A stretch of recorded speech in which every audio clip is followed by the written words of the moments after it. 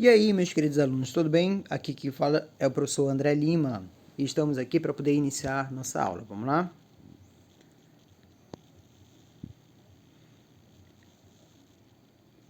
Nós estamos entrando, pessoal, para estudar a estrutura da matéria. Lá no início do ano eu falei para vocês, o que é a química?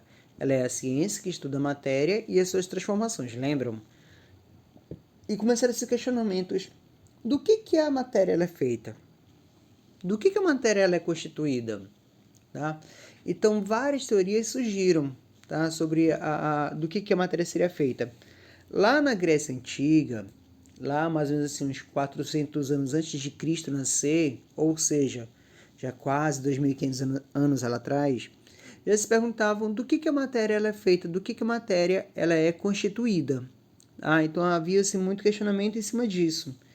Aí tinha dois filósofos gregos, Leucipo e Demócrito, falaram o seguinte: se eu quero saber a constituição da matéria, eu vou ter que pegar ela, eu vou ter que dividir ela no meio, para poder ver a parte de dentro. Agora, se eu pegar um corpo, que é uma porção limitada da matéria, e começar a dividir em infinitas partes, esse pedaço vai começar a reduzir tanto de tamanho, esse fragmento vai ficar tão pequeno, que ele vai ficar minúsculo, ele vai ficar invisível a olho nu. Ele vai estar tão pequeno que vai ser impossível dividi-lo em mais qualquer outra parte. Para essa partícula que vai sobrar lá no final, para esse pedacinho que vai sobrar, foi dado o nome de átomo. Átomo é uma palavra grega que significa indivisível, aquele que não tem partes. Tá? Essa ideia inicial do átomo ela foi rejeitada, porque a grosso modo é que se eu estou pulverizando um corpo qualquer, no final vai sobrar pó, vai sobrar uma poeira, não é isso? E o átomo seria até menor do que uma poeira, por exemplo, que um grão da poeira. E outros filósofos da época não aceitavam. Como é que eu vou juntar uma porção de pó, eu vou formar todo tipo de matéria? Como eu vou juntar uma porção de pó, eu vou formar uma mesa? Juntar uma porção de pó, eu vou formar, sei lá, uma porta, uma janela, uma parede, uma casa. Como é que juntando um bando de pó eu vou formar uma pessoa? Porque as pessoas também são matérias, não é isso? Então, não fazia nenhum sentido para eles. Aí foi que um outro cientista falou assim, não, eu tenho a solução. Eu sei do que a matéria é constituída. Na verdade, a matéria é constituída de terra, água, ar e fogo. Então, na ideia dele, tudo que existe no universo é feito a partir desses 4 elementos. Hoje em dia, se tu parar e falar, por exemplo, que uma mesa feita de terra, água, ar e fogo, tu vai achar que é louco. Mas naquela época isso fazia muito sentido. Porque imagina só, eu estou falando de uma história que aconteceu há quase 2.500 anos atrás. Há muito tempo. Então, tudo que eles tinham naquela época era retirado a partir da natureza.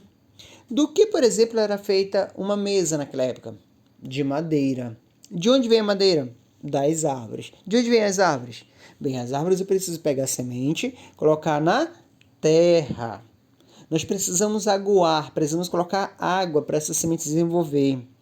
Ela precisa da luz do sol, precisa do fogo. Vai ter as trocas de gases lá no processo de fotossíntese.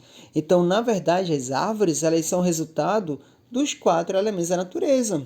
E assim eles vão crescer e desenvolver, formar uma árvore, depois tirar a madeira e formar uma mesa. O algodão ele vem de uma planta. Tá? Também a mesma coisa, vai ter que plantar, vai ter que aguar, precisa ter do sol.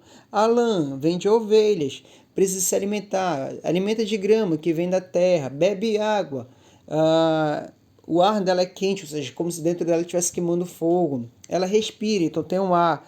Então, tudo que provinha da natureza era a partir desses 4 elementos. Então, essa ideia dos 4 elementos, ela foi aceita.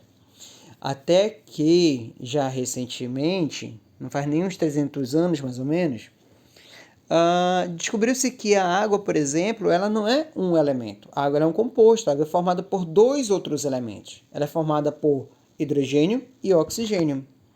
Então a ideia dos 4 elementos foi derrubada. Tá, beleza então. Então quer dizer que a matéria não é formada a partir dos 4 elementos. Então é formada a partir do quê? Aí voltou-se a ideia do átomo, tá? Agora a ideia do átomo ela foi aceita, ela foi abraçada, foi aplaudida. Toda a matéria é constituída por átomos. Então a gente vai falar o seguinte: toda matéria é constituída por partículas fundamentais chamadas de átomos. Essa é a ideia que é aceita hoje em dia.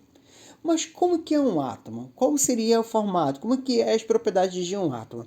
Só apenas lá em torno de 1803, John Dalton foi o primeiro cientista que parou para pensar e propôs o primeiro modelo atômico, tá? Olha só, eu estava falando de lá de 400 anos de Cristo, agora já é 1803. Ou seja, passaram-se mais de 2000 anos para poder pensar no como seria um átomo, qual seria o formato dele. Então vamos lá.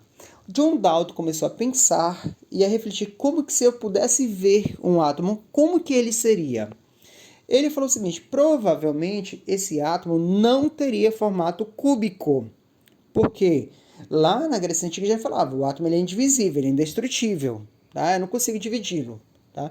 Então, o cubo, ele tem pontas. E geralmente essa parte da ponta ela é mais fininha, ela é mais frágil. Então, se eu aparar todas as pontas, no final eu vou ter um formato esférico. Foi a primeira conclusão do Dalton, tá? O átomo ele tem um formato esférico. Já que ele é indivisível, então quer dizer que esse átomo ele é maciço, ele não é oco. Se fosse oco, ele seria frágil, iria quebrar, iria amassar. Então, como ele é indivisível, ele é maciço. Indestrutível, indivisível, homogêneo. Homogêneo quer dizer que ele é uniforme, ele é todo igual. Não tem uma parte oca, uma parte maciça. Ou então uma parte rugosa, uma parte lisa. Não, ele é todo igual. E neutro. Aqui a palavra neutro vem com o sentido de ausência de carga elétrica. Por que o Dalton falou que ele é neutro? Por exemplo, eu vou vestir uma roupa e eu não vou pegar choque. Porque essa roupa é neutra. Eu vou pegar um livro e eu não vou pegar um choque. Por quê? Porque o livro ele é neutro. Eu consigo deitar numa cama e não vou pegar choque. Porque a cama ela é neutra. Então a matéria é neutra porque o átomo é neutro. Então não esqueçam. Dalton falou que o átomo é neutro e esse neutro significa ausência de carga elétrica. Por causa dessas conclusões de John Dalton, esse modelo dele foi comparado com uma bola de bilhar, que é o que ele é esférico, ele é maciço, ele é homogêneo, ele é neutro, tá? E é indivisível no caso da nossa força, né? Uma força manual é muito difícil de, vamos supor, quebrar, partir, dividir uma bola de bilhar, por exemplo, tá bom? John Dalton, tá? Em 1808 escreveu um livro e foi explicando, colocou sua teoria atômica, tá? Que é chamado de postulados. Ele falou o seguinte: toda matéria é constituída por partículas fundamentais, os átomos. O átomo é permanentemente indivisível, não pode ser criado e nem destruído. Existem vários tipos de átomos, que são os elementos químicos. Átomos de elementos diferentes têm características diferentes. Átomos do mesmo elemento têm características iguais. Por exemplo, hidrogênio tem hidrogênio de massa 1, tem hidrogênio de massa 2, tem hidrogênio de massa 3. Mas tudo é hidrogênio, quer dizer que então, todos os átomos dele serão iguais. Se eu comparar o átomo de hidrogênio com o átomo de oxigênio, terão características diferentes. Os átomos têm capacidade de se juntar, de se ligar, formar átomos compostos. Hoje em dia, a gente vai chamar essa combinação de moléculas. O Dalton ainda não tinha essa percepção de moléculas, não tinha esse conhecimento ainda, tá? As transformações químicas são separações, combinações e rearranjo entre os átomos. Tá, beleza. Aí, adotou-se essa ideia, né? Aceitou-se essa ideia de que tudo que é formado no universo é formado por pequenas partículas esféricas, indivisíveis, homogêneas e neutras. Mas, porém, quando fala em neutro, lá o Dalton está falando que não tem carga nenhuma. Se não tem carga, como que vai explicar, por exemplo, a condução da eletricidade? Como que vai explicar, por exemplo, o eletromagnetismo? Porque o ímã ele atrai o ferro, tá? E por que tem essa atração? Lá na física explica que cargas opostas a si atraem. Então só vai ter a atração se tiver carga elétrica. Quando foi mais tarde, fazendo experimentos com raios catódicos, veio-se o conceito de elétrons, tá? O elétron foi descoberto e J.J. Thomson ele incluiu no modelo atômico. Ele falou que o átomo ele é esférico, a parte maciça dele seria uma massa de carga positiva incrustadas de cargas negativas que ele chamou de elétrons, tá? Ou seja, o átomo já não é mais homogêneo, agora ele vai ser heterogêneo, vai ter parte positiva, vai ter parte negativa, ele vai ser heterogêneo, tá? Indivisível, na verdade agora ele já é divisível, porque tem carga positiva e negativa, e neutro. Porém, quando o Thomson ele fala neutro aqui, já é um sentido diferente do que o Dalton falou. Por quê? Aqui o neutro dele significa quantidades equivalentes. Imagina que você está em uma sala de aula que tem 10 homens e 10 mulheres. Essa sala é mais masculina ou mais feminina? Ela é neutra, não é nenhuma coisa nem outra. Então, quando você tem cargas positivas e cargas negativas em quantidades equivalentes, vai ter um caráter neutro. Portanto, com isso, o Thomson conseguiu explicar o caráter neutro da matéria e também conseguiu explicar por que alguns materiais conseguem conduzir eletricidade, porque alguns materiais têm eletromagnetismo, tá? Porque existe carga dentro da matéria. Ela existe. Só que quando essas cargas estão em quantidades equivalentes, ela vai ter um caráter neutro, tá certo? Então, o Thomson ele contribuiu para essa natureza elétrica da matéria. Rutherford. O Rutherford estava trabalhando numa época que estavam se descobrindo ainda a radioatividade, e ele, estudando a radioatividade, fez um experimento que ajudou muito a chegar a um novo modelo atômico. Tá? O que ele fez? Ele pegou uma caixinha de chumbo e colocou uma amostra de polônio dentro dessa caixinha de chumbo. O polônio ele é um elemento radioativo que vai emitir partículas alfas. Essas partículas alfa é um tipo de radiação que tem carga positiva. Ele colocou vários anteparos com orifício no centro, porque ele desejava ter apenas um único feixe de radiação, ele não queria que ela se espalhasse, tá? Na frente desse feixe de radiação, partícula alfa, ele colocou uma lâmina de ouro, bem fina, mais fina que um fio de cabelo. E em volta dessa lâmina de ouro, ele colocou um papel fotográfico, um filme fotográfico. Com esse experimento, ele teve 3 observações. Primeiro, a maior parte da radiação conseguiu atravessar a lâmina de ouro. Segundo, uma pequena parte não conseguiu atravessar, ela batia e voltava. Terceiro, uma outra pequena parte conseguia atravessar, mas ela era desviada e sofria, no caso, desvios e não batia onde estava batendo a maioria, tá certo? Bem, como é que foi ele explicar? Por que a maior parte atravessava? Na verdade, isso foi um resultado inesperado, tá? Porque já que todo mundo falava que o átomo ele era maciço, então não é para a radiação atravessar. É como você correr contra uma parede, por exemplo. Você vai bater e vai voltar, não vai atravessar, porque a parede ela é maciça, tá certo? Só que a maioria passou. Então, o que foi que o Rutherford falou? Na verdade, dentro do átomo, há muito mais espaço vazio do que espaço com massa. E é por esse espaço vazio que a radiação consegue passar tranquilamente, tá? Por isso que a maior parte da radiação conseguiu passar. E por que algumas não passaram? Aí o Rutherford falou, existe uma pequena porção de massa densa, concentrada no centro, que ele chamou de núcleo. E quando a radiação bate bem em cima desse núcleo, ela não atravessa, ela bate e volta. E por que algumas atravessaram, mas eram desviadas? Aí ele disse, nesse caso, é porque a radiação deve ter a mesma carga que o núcleo. E quando essa radiação passa muito próxima do núcleo, sofre uma força de repulsão. Cargas iguais se atraem, mas cargas diferentes se atraem, mas cargas iguais elas se repelem. Então, como ela tem cargas iguais, então vai haver uma repulsão, então ela vai sofrer um desvio. Ele já sabia que a partícula alfa tinha carga positiva. Então quer dizer que o núcleo também tem carga positiva. Aí ele falou que o núcleo tem carga positiva devido a partículas chamadas de prótons.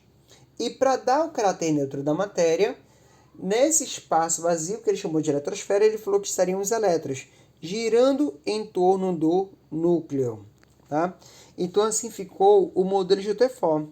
Vocês já viram esse desenho antes? Geralmente desenho de espaço, né? Esse modelo Rutherford, tá? E ele foi comparado com o sistema planetário. Os elétrons giram em torno do núcleo, assim como o planeta gira em torno do Sol, tá? Para efeito de comparação, pessoal, alguns autores falam que o núcleo em relação à eletrosfera, o núcleo ele é muito pequeno, tá? Ele é muito pequeno. Imagina uma bolinha de ping-pong no centro de um estádio de futebol. A bolinha de ping-pong vai representar o núcleo e a área do estádio inteira vai representar a área da eletrosfera. Então seria mais ou menos essa proporção entre núcleo e eletrosfera. Ele é quase nada perto do átomo inteiro, não é isso? Certo. Então agora o modelo atômico, ele não é apenas um achismo, né? Eu acho que. Não. Ele é um modelo que foi estabelecido por uma experiência científica, tá? Então agora sim foi um modelo que foi abraçado, foi aceito e tal, só que mesmo assim ele acabou caindo em contradição. Como? Olha só. O Rutherford estava falando que os elétrons, que são partículas, ficavam girando em torno do núcleo. Porém, uma partícula carregado eletricamente, quando tem movimento, quando tem aceleração, com o tempo ele vai perdendo energia. E acaba que, quando ele perder essa energia, ele pode acabar colidindo e cair, vou colocar aqui entre aspas, cair no núcleo, tá? E nisso vai ter uma aniquilação do núcleo e da eletrosfera. Tá? O átomo ele vai se desfazer, vai se decompor, então você não vai ter mais átomo. Se não tem mais átomo, não tem nada, nenhum tipo de matéria, tudo vai sumir. Igual o estalo lá do Thanos, tudo some e desaparece. Tá? Então, como explicar? O Bohr foi aluno do Rutherford. Tá? Ele falou o seguinte, não, esse modelo não está errado. O que tem que se mudar é o ponto de vista. Então, o Bohr propôs uma explicação para o modelo de Rutherford. E essas explicações foram chamadas de postulados de Bohr. O Bohr falou o seguinte, os elétrons se movem ao redor do núcleo em um número limitado de órbitas bem definidas, que são denominadas de órbitas estacionárias. Movendo-se dentro de uma órbita estacionária, o elétron não absorve e nem perde energia. Por exemplo, enquanto um ser humano, se eu praticar algum exercício físico, ao longo do tempo a tendência é eu ficar mais resistente. Eu vou ficar mais forte. Por enquanto eu ainda sou muito sedentário. Então, quando eu começar a fazer, eu vou ficar cansado logo. Ou seja, eu me canso. Eu vou me cansando, eu vou perdendo energia. Com o tempo eu vou ficando mais forte. Então vai ter uma variação de energia. Se eu estivesse dentro de uma órbita estacionária, eu iria conseguir me exercitar pelo resto da vida sem parar, sem me cansar e sem ficar mais forte. Então, dentro da órbita estacionária, o elétron não ganha e não perde energia. Aí ele vai falar o seguinte, ao saltar de uma órbita para outra, o elétron absorve uma quantidade de energia bem definida, chamada de um quanto de energia, tá? Agora, como que fala que o elétron não ganhou? E aqui já está falando. Por um fator externo, o elétron pode ganhar energia. Por um fator externo, como o fogo, como a luz, tá? Então, alguma fonte de energia, se der energia para o elétron, ele vai absorver e vai saltar. Vai ter um salto quântico, tá? Aqui a gente vai ver assim, olha, por exemplo. A gente tem lá o núcleo, tem as órbitas que ele falou lá, que tem as órbitas bem definidas, tá certo? Aí vem uma energia por um fator externo, ele vai ser aplicado e o átomo absorve essa energia e ele vai ficar excitado. Ele salta para uma camada mais externa, tá? Quando ele ganha energia, ele vai para uma camada mais externa. Lembra lá, se está com muita energia, ele está excitado. Ele pode ficar excitado pelo resto da vida dele? Não, a tendência é sempre voltar para o estado normal dele. Então, ele vai perder energia e quando perder, ele volta para a camada de origem. Essa energia que ele vai ganhar e ele vai perder é chamada de fóton. Então, quando ele volta para a camada de origem dele, quando ele emite essa energia, ele vai emitir um fóton. Esse fóton, pessoal, é o que a gente vê, por exemplo, nos fogos de artifício. Então, quando explode lá os fogos e eles são coloridos, né? Às vezes explode verde, um amarelo, um vermelho, um roxo, um azul. Então, porque são elementos químicos que são colocados ali na pólvora, que quando é queimada essa pólvora, está fornecendo energia para o átomo, os elétrons absorvem essa energia, ficam excitados, saltam para uma camada mais externa e ao retornar emitem um fóton, que dependendo de qual elemento, vai emitir uma cor diferente. Então essa cor, esse colorido que a gente vê, é devido a essa emissão de fóton, explicado lá no modelo de Bohr. Então, olha só, se ele ganha energia, ele salta para a camada mais externa. Se ele perde energia, ele volta para a camada mais interna. Tudo bem? Modelo atômico de Bohr. O modelo atômico de Bohr, ele é o modelo das camadas eletrônicas, tá? Ele é coerente, tá? Ele fala assim, olha, ele é coerente com o espectro descontínuo dos elementos químicos, isso há um número limitado de níveis de camadas e que os elétrons podem permanecer em movimento ao redor do núcleo. Os diversos estados energéticos dos elétrons foram chamados de camadas. Camada K, camada L, M, N, O, P, Q, ou de níveis de energia. Cada nível de energia foi atribuído um número, denominado de número quântico principal. E que cada camada suporta também uma quantidade máxima de elétrons. Tá? Esse número de elétrons em cada camada vai ser bom vocês saberem, conhecerem. Lá na frente a gente vai precisar bastante desse valor, tá? Precisa se preocupar disso muito agora? Não, agora não. Lá na frente eu passo de novo esses valores para vocês aí, tá certo? Então vamos lá. O modelo de Bohr é o modelo das órbitas circulares, tá? Os elétrons se movem em órbitas circulares em torno do núcleo. O que ocorre? O Bohr conseguiu aplicar esse conceito para átomo de hidrogênio. O átomo de hidrogênio é o átomo mais simples que tem na tabela periódica. Ele tem um próton e um elétron, só um único elétron. Mas quando você aplica esse conceito para átomos que têm maior número de camadas, já não se conseguia aplicar o modelo. Então, existem outros modelos. Existe, por exemplo, o modelo de Sommerfeld, que é das órbitas elípticas e não concêntricas, tá certo? Que vai explicar o átomo, que também é aceito como sendo o certo, correto. Mas, para o nosso nível de estudo, o átomo de Bohr já vai funcionar plenamente, tá? Então, a gente vai ver até o átomo de Bohr. Existem outros ainda, só que o que vai servir para a gente vai ser até o átomo de Bohr, que vai ser mais básico para aquilo que a gente precisa. Então, o nosso átomo, a gente vai saber que esse átomo ele é divisível, se divide em duas regiões. O núcleo, que é a parte central, que tem massa, e o que está em volta dele é o grande espaço vazio, é a eletrosfera. Dentro do núcleo vai ter dois tipos de partículas. Próton são partículas com carga positiva, nêutrons são partículas neutras, com carga zero, carga nula. Na eletrosfera você vai ter elétrons que vão ficar circulando, girando em torno do núcleo. Então vamos lá. Temos um átomo dividido em três partículas: prótons, nêutrons, elétrons. Próton é positivo. Partícula positiva é próton. Próton é positivo, nêutron é neutro. Ele é nulo, tem carga zero, tá? Elétron tem carga negativa. A massa. Como a gente está falando, o átomo ele é minúsculo, ele é invisível a olho nu. Então não teria como pegar um átomo, um pedaço de um átomo e colocar numa balança para ver a massa. Tá? Não tem como. Então foi adotado valores. Adotou-se valor que um próton teria o equivalente a uma unidade de massa atômica. Um nêutron, uma unidade de massa atômica.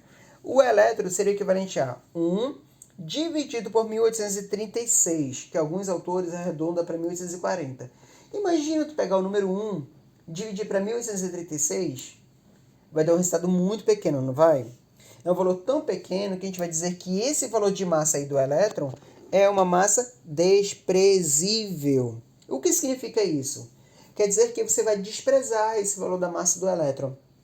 Quando eu for falar na massa do átomo, quais são as partículas que contribuem para a massa? O próton e o nêutron. E o elétron? O elétron tu despreza ele. Ele tem um valor tão pequeno, tá, que ele não vai fazer diferença nenhuma. Você precisa juntar quase 2.000 elétrons para chegar na massa de um próton.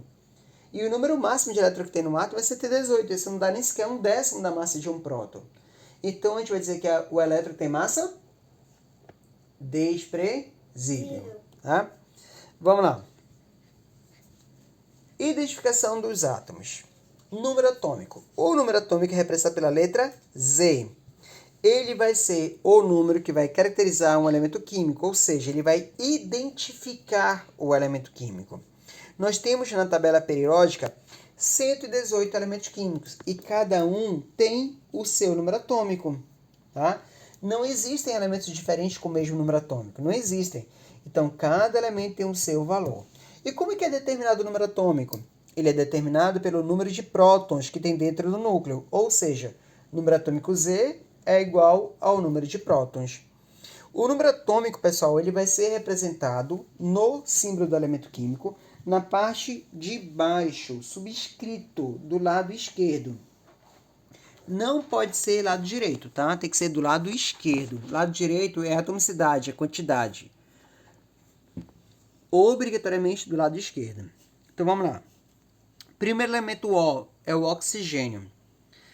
Tem número atômico 8, portanto, o número de prótons dele é 8. O bromo tem número atômico 35, portanto, o número de prótons dele é 35. O ferro tem número atômico 26, portanto, o número de prótons dele é 26 também, tá certo? Então, o número atômico é o número de prótons. Número de massa. O número de massa ele é determinado pela soma de próton mais nêutron. E por que não tem elétron aqui? Porque o elétron tem uma massa desprezível, lembra? Então, a massa é próton mais nêutron. Exemplo, o bromo. O bromo tem símbolo Br.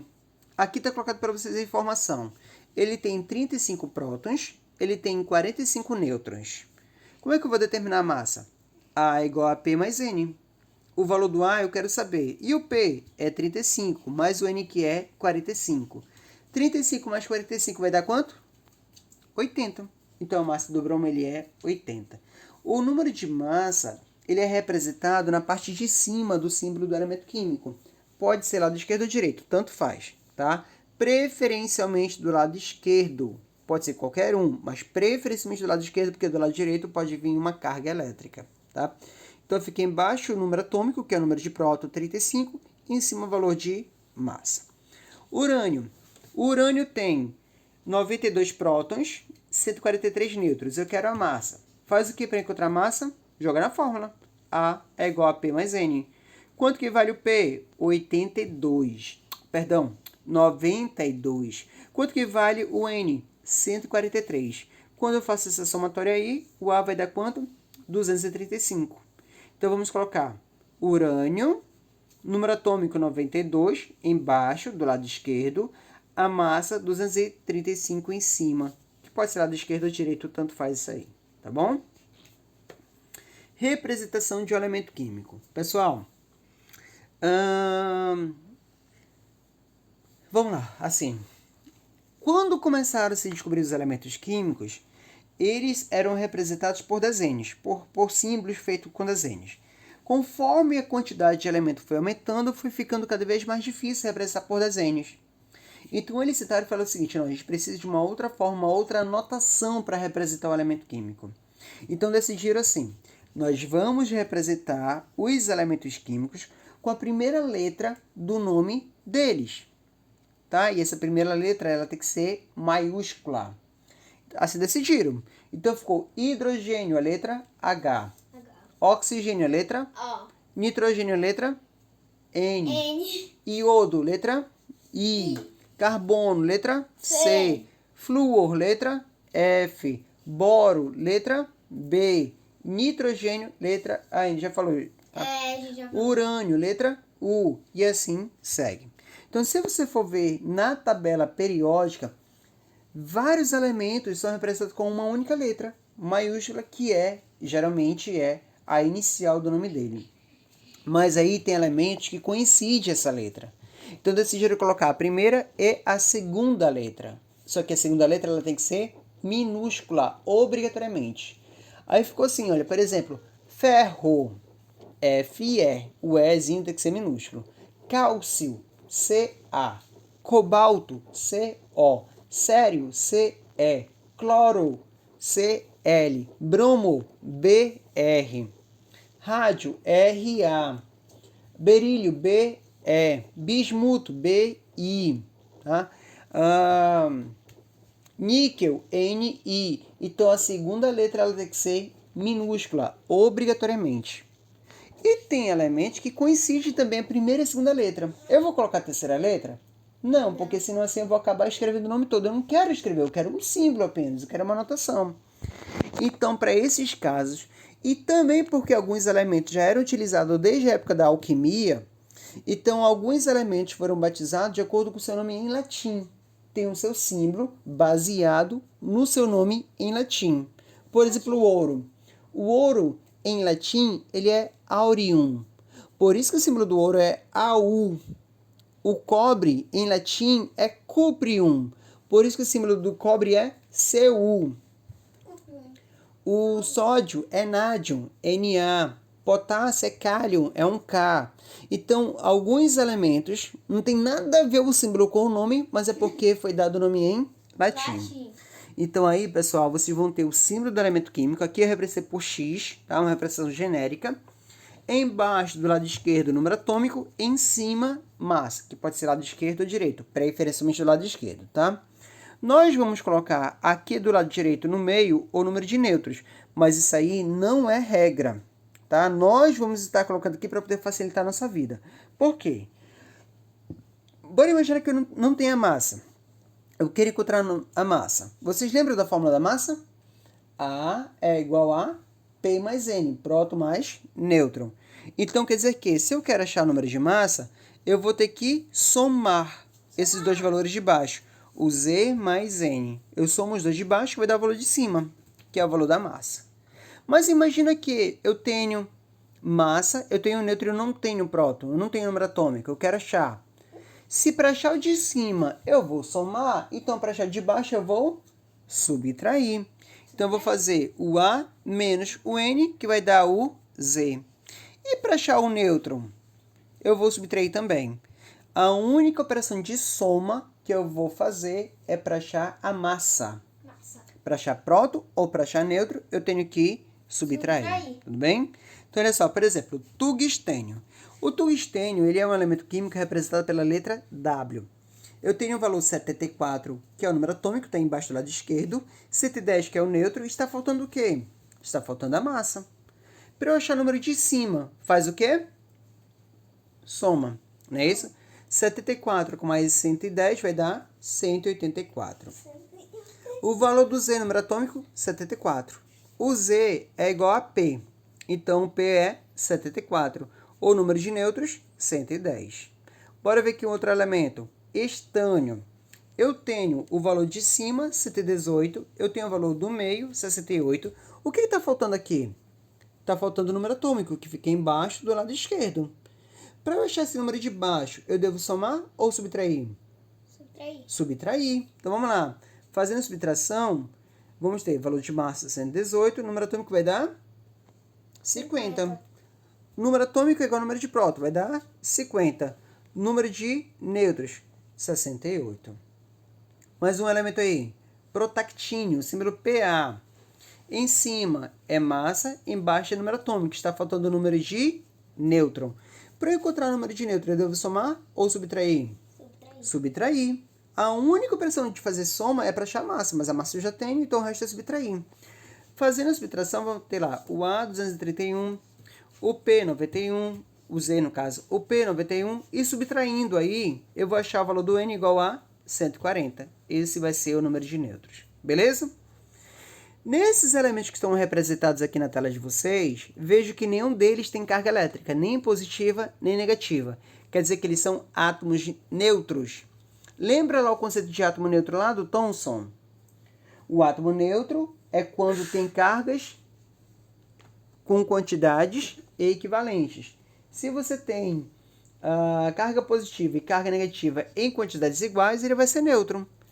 Lembra do exemplo? Se tem 10 homens e 10 mulheres, ela é mais masculina ou mais feminina? Ela é neutra. Não é nenhuma coisa e nem a outra. Então aqui, como esses átomos são todos neutros, eu posso afirmar que o número de próton para cada um deles é igual ao número de elétrons. Então lá no tungstênio, o número de elétrons, 74. No estânio, o número de elétrons, 50. No protactínio, o número de elétrons, 91. Então, para quando o átomo ele é neutro, o número de prótons é igual ao número de elétrons. Vamos lá. Propriedades internucleares. Propriedades entre núcleos. Dentro do núcleo eu tenho próton, nêutron, e a somatória eu vou ter a massa. Tá? Então, eu vou ter uma propriedade para próton, uma outra propriedade para nêutron e uma outra propriedade para massa. Isotopia ou átomos isótopos. Esse iso representa a mesma quantidade. Tu vai ter isótopo, isótono, isóbaro, isósceles, isométrico, isocórico, isobárico, isovolumétrico, isômero. Então, quando vem essa partícula iso, esse iso significa igual, significa a mesma quantidade. Então, você tem isótopos.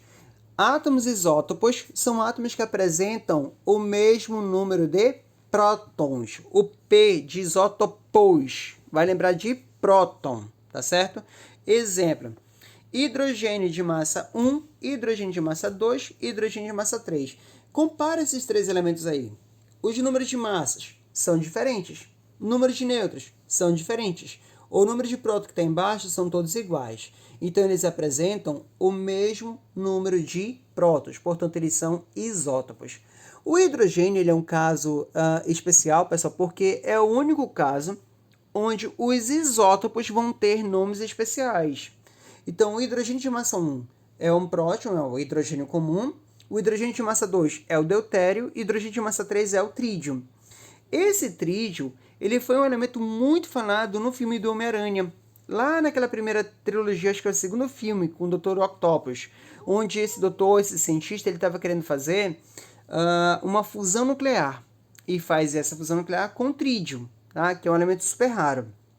Ele tentava fazer... Não temos ainda na Terra nenhuma usina que funcione à base de fusão nuclear. Então, se alguém conseguir, vai ser uma coisa espetacular. Então, ele chamou a imprensa para poder mostrar o processo e tal, só que lá ele não conseguiu controlar a reação, ela desestabilizou, ocorreu lá um acidente, e o chip que controla os braços, a inteligência artificial, acabou quebrando, e ele acabou sendo controlado.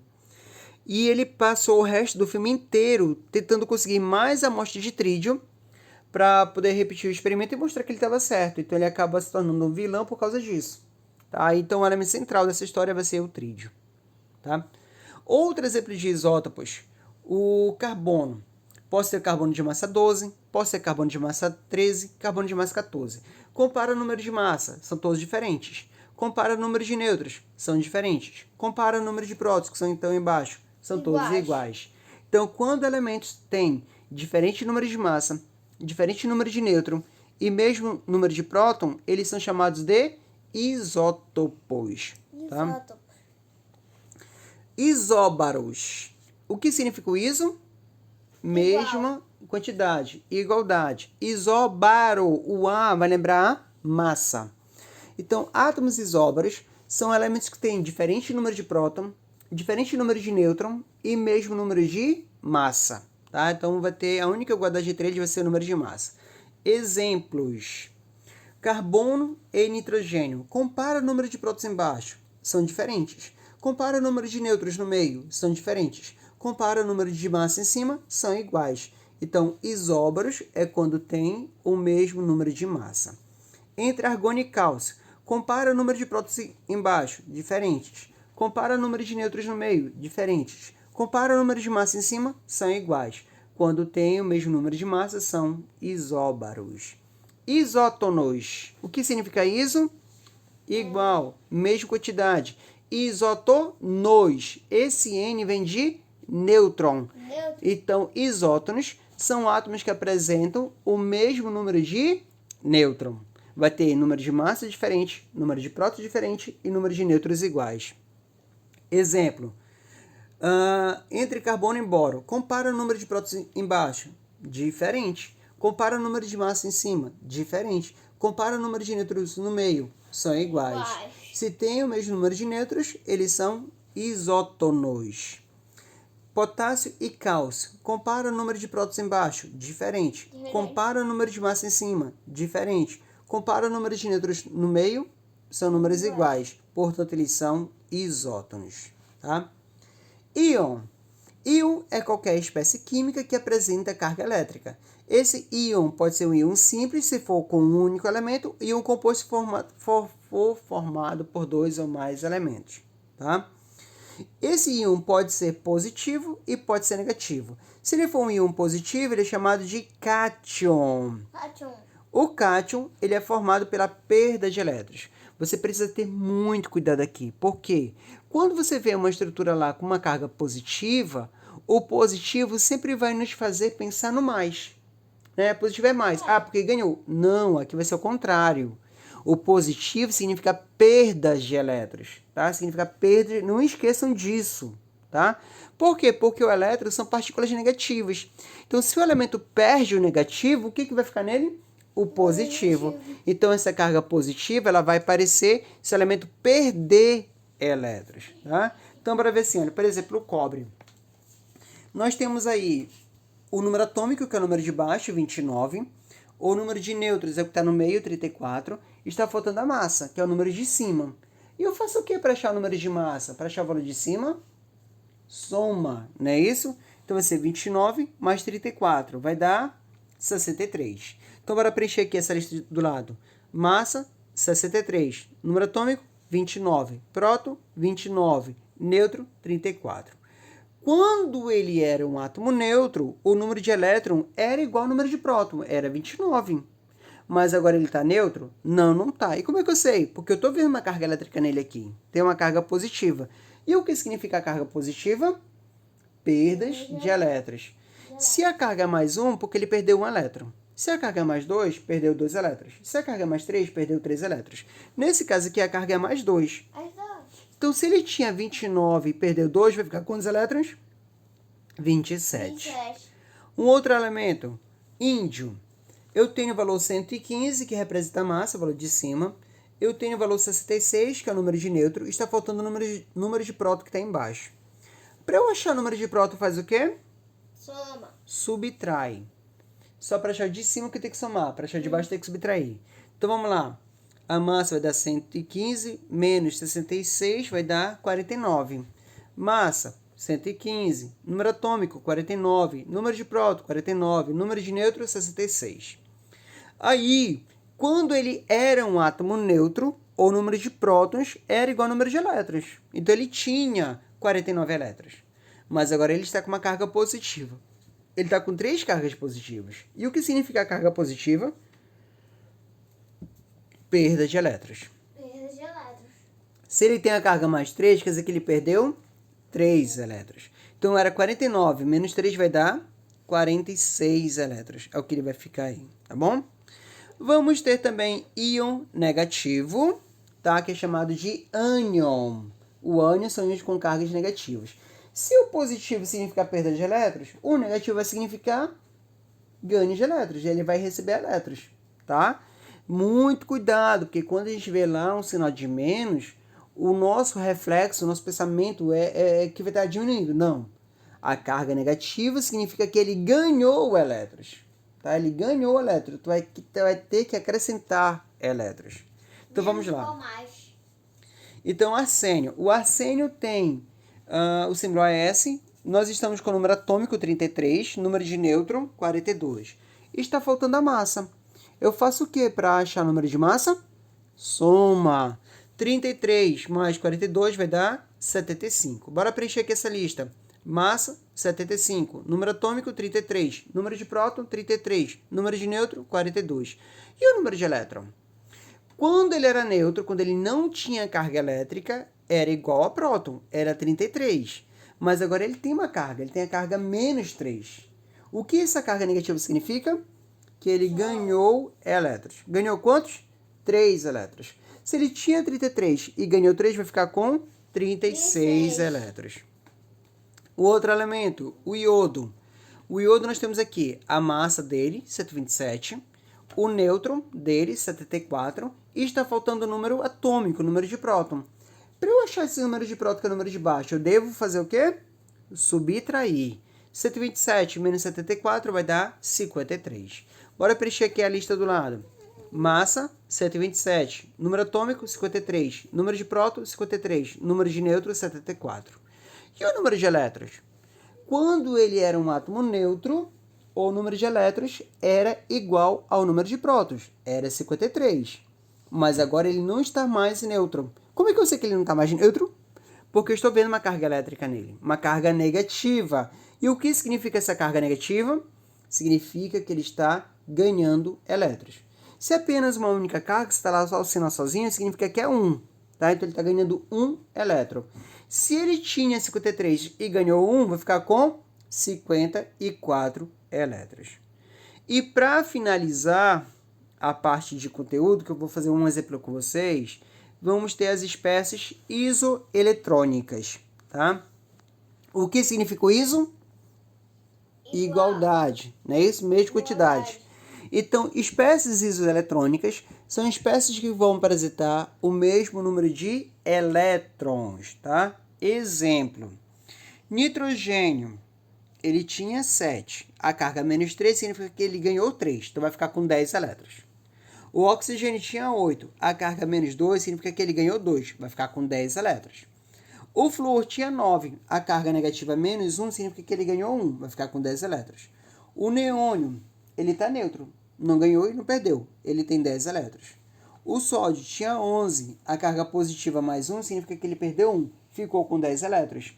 O magnésio tinha 12, mas a carga positiva mais 2 significa que ele perdeu 2, vai ficar com 10 elétrons. O alumínio tinha 13, mas a carga positiva mais 3 significa que ele perdeu 3, vai ficar com 10 elétrons.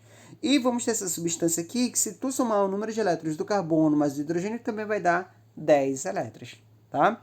Então, todas essas espécies colocadas aqui apresentam o mesmo número de elétrons. Portanto, são chamadas de espécies isoeletrônicas. Ok, meus queridos? Vamos lá, para finalizar, só esse exemplo aqui, tá bom? O íon ferro 2+, que faz parte da molécula da hemoglobina e integra o sistema de transporte do oxigênio no interior do corpo, possui 24 elétrons e o número de massa 56. O número atômico, ou número de nêutrons, desse íon corresponde respectivamente a... Então vamos lá. Ele me fala que esse íon, esse carinha que perdeu elétron, está com 24 elétrons. Ele perdeu quantos elétrons? Olha lá a carga dele. A carga é mais 2. Ele perdeu quantos elétrons? Ele perdeu 2. Ele perdeu 2 elétrons e está com 24 elétrons. Se ele perdeu 2 e está com 24, quanto que ele tinha antes de perder? 26. 26. Quando ele estava neutro era 26. Perdeu 2 e ficou 24. O número de massa é 56, tá? Então vamos lá. Eu tenho aqui essa informação. Eu tenho massa, eu tenho próton, está faltando o número de nêutron. Para achar o número de nêutron, eu tenho que subtrair. 56 menos 26 vai dar 30. Então, vamos lá. Número de massa, 56.